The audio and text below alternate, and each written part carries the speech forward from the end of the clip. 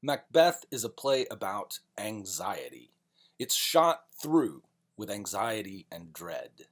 Consider the time in which it was written. Elizabeth had been on the throne for 45 years, and now she was gone. And Elizabeth had famously never married. She didn't have any children, no obvious heirs. And she herself hadn't said who she wanted to succeed her. So, who was it going to be? Well, they looked north to Scotland.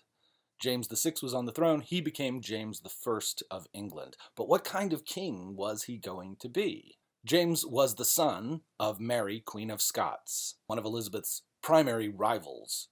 In fact, it got so bad that Elizabeth finally had to have Mary's head cut off.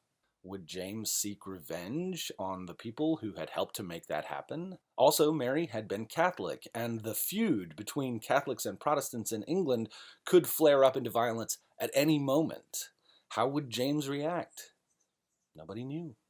So this was the time in which Shakespeare wrote Macbeth, and he wrote it in large part to flatter James. He filled it with a lot of ego-pleasing propaganda about what a noble Scottish lineage James descended from.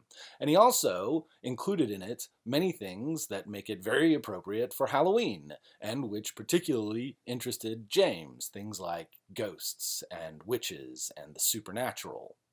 But the thing that makes Macbeth so truly frightening is its depiction of a world in chaos. The thing that the Elizabethans feared most was chaos, the idea that their institutions would collapse around them. And that's a fear that we can identify with today. This play is shot through with that anxiety and dread. And that's what makes it such a truly frightening experience.